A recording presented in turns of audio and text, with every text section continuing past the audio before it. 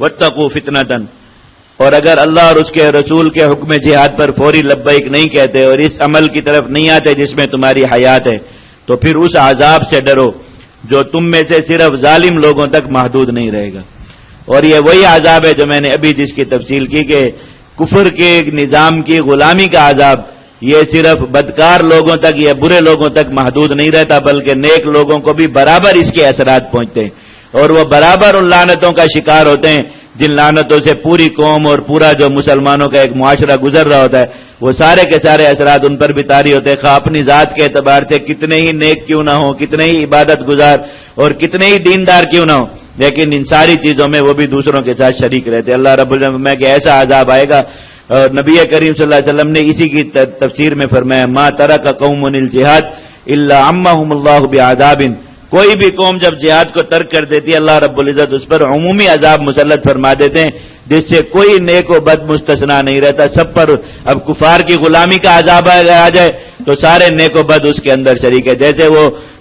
فاسق اور فاجر لوگوں پر ظلم کریں گے ایسے ہی نیک لوگوں پر بھی ظلم کریں گے، بلکہ زیادہ کریں گے۔ اگر کفار کے نظام کا عذاب مسلط ہو جائے تو اس نظام کے برائیوں میں سارے کے سارے لوگ برابر شریک ہو جائیں گے۔ تو جو بھی عذاب ترک جہاد کی وجہ سے آتا ہے ساری کی ساری قوم پر اس کے اثرات برابر پڑتے ہیں۔ وَاعْلَمُوا أَنَّ اللَّهَ شَدِيدُ الْعِقَابِ، جان لو اللہ بڑی سخت پکڑ والے ہیں، جو اللہ کا حکم نہیں مانے گا اللہ رب العزت کی پکڑ سے نہیں بچے گا۔ وَاذْكُرُوا إِذْ أَنْتُمْ قَلِيلٌ، اور صحابہ کرام کو تو خصوصیت کے ساتھ تاکید فرما دی، کہا جہاد تمہارا تو محسن ہے،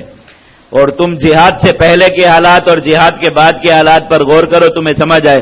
کہ اللہ تعالیٰ نے تمہاری ساری حالت جو پہلے والی تھی تبدیل فرمائی اس جہاد کی برکت سے، اس لیے تم تو کبھی بھی جہاد سے پیچھے رہ جانے کا تصور بھی نہ کیا کرو۔ وَاذْكُرُوا إِذْ أَنْتُمْ قَلِيلٌ، اس وقت کو یاد کرو جب تم تھوڑے تھے، مُسْتَضْعَفُونَ فِي الْأَرْضِ، زمین میں انتہائی کمزور تھے، تَخَافُونَ أَنْ يَتَخَطَّفَكُمُ النَّاسُ، اور اس بات سے ڈرتے رہتے تھے کہ لوگ تمہیں اچانک اچک لیں اور کسی وقت بھی تم پر حملہ آور ہو کر تمہیں ختم کر دیں کہ دفاع کی بھی تمہیں اجازت نہ تھی۔ فَآوَاكُمْ،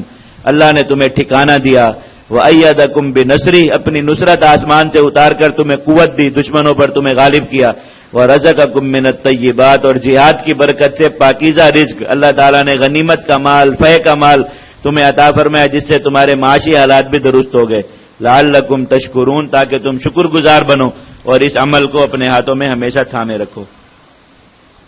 بتا دیا کہ مسلمان جب بھی قلت کی عالم میں ہوں، بے سر و سامانی کے عالم میں ہوں، خوف و خطرے کے عالم میں ہوں،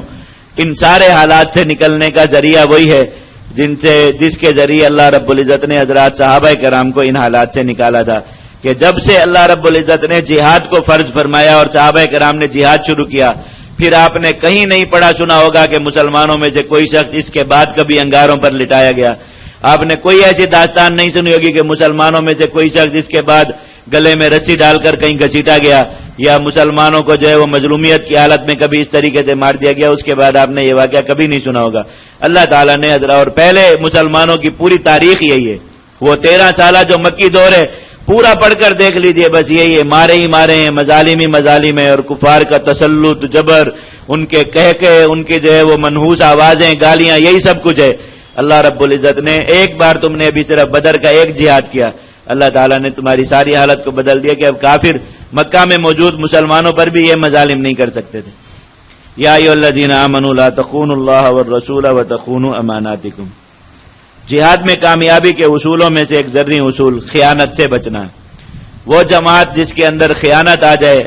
اموال غنیمت میں خیانت، اجتماعی اموال کے اندر خیانت، بیت المال میں خیانت، اس جماعت پر اللہ رب العزت کی نصرت کبھی نہیں آیا کرتی۔ عام ہو جائے، جن کا تعارف بن جائے کہ بس یہ خائن لوگ ہیں، اللہ رب العزت کی نصرت ایسی جماعت سے اٹھ جاتی ہے۔ تو مسلمانوں کو تاکید فرمائی کہ خیانت کو اپنے آپ سے دور کرو، اگر چاہتے ہو کہ تمہارے جہاد کا نتیجہ بدر والا نکلے تو جہاد کی جماعت ایسی ہونی چاہیے جس میں خیانت کا شائبہ نہ ہو۔ اے ایمان والو، اللہ اور اس کے رسول کے ساتھ خیانت نہ کرو، اور اپنی آپس کی امانتوں میں بھی خیانت نہ کرو، وانتم تعلمون، جانتے بوجھتے ہوئے۔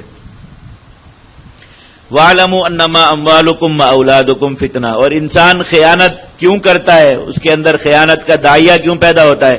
مال کی محبت میں یا اپنی اولاد کی محبت میں، کہ ان کا جتنے بھی لوگ یہ خیانتیں کرتے ہیں، کرپشن کرتے ہیں، ان سے پوچھا جائے تو یہ کہ اولاد کا مستقبل بہتر بنا رہے، اور ان کے لیے بہت مال جمع کر رہے ہیں کہ تم کو اچھا پڑھا سکیں، ان کو اچھا جو ہے وہ مستقبل فراہم کر سکیں، ان کی خاطر جو ہے وہ خیانتیں کرتے ہیں۔ اللہ تعالیٰ نے فرمایا کہ یہ تو تمہارا امتحان ہے، اگر تم نے مال اور اولاد کی وجہ سے اللہ کو ناراض کیا، یہ مال اور اولاد تمہارے لیے عذاب بن جائے گا۔ سورہ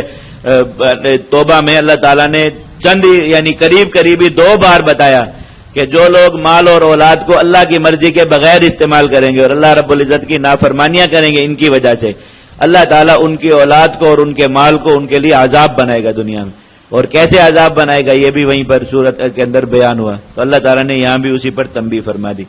اور اللہ تعالیٰ کے یہاں بہت بڑا اجر ہے، اس لیے اللہ کا حکم مانا کرو، ان چیزوں کی وجہ سے فتنے میں نہ پڑو۔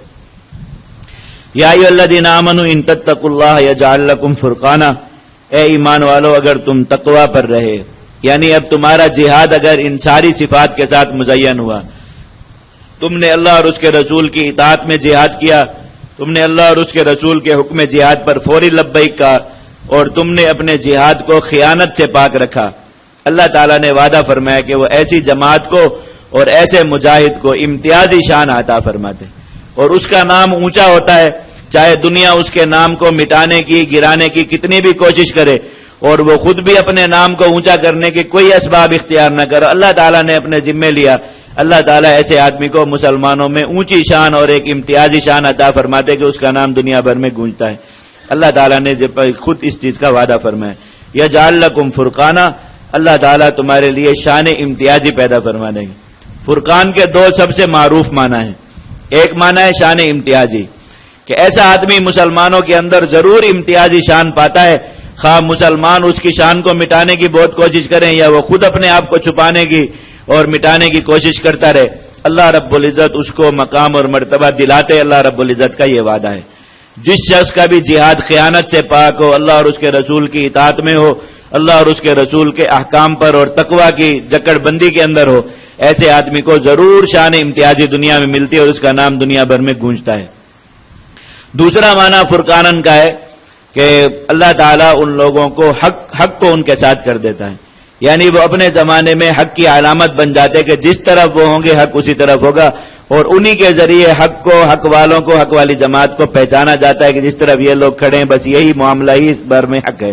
جب بھی کوئی ایسا مسئلہ مسلمانوں میں پیش آئے جس میں حق اور باطل کی تمییز مشکل ہو رہی ہو، تو انہی لوگوں کو دیکھ کر ہزاروں لوگ اپنا ایمان بچا لیتے اور یہ فیصلہ کر لیتے کہ جس طرف یہ لوگ کھڑے ہیں اسی طرف حق ہوگا، کیونکہ یہ نہ اپنی جان بچانے کے لیے وہاں کھڑے اور نہ کسی اور وجہ سے، وہ تو جان دینے کے لیے پھرتے، لیکن ان کا اس طرف کھڑے ہونا چونکہ ان کی زندگی شریعت کی جکڑ بندیوں میں یقیناً وہ شریعت کے امر کی وجہ سے اس طرف کھڑے ہیں، تو لوگوں پر وہ حق کا پہلو واضح ہو جاتا ہے ان کی وجہ سے۔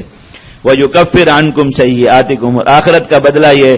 کہ اللہ تعالیٰ ان کے گناہوں کو مٹا دے گا، وَيَغْفِرْ لَكُمْ، اور تمہاری مغفرت فرما دے گا۔ اللہ تعالیٰ نے ایسے لوگوں کو آخرت میں بھی امتیاز عطا فرمایا اور دنیا میں بھی امتیاز عطا فرمایا۔ واللہ ذو الفضل العظیم، اللہ تعالیٰ بہت بڑے فضل والے ہیں۔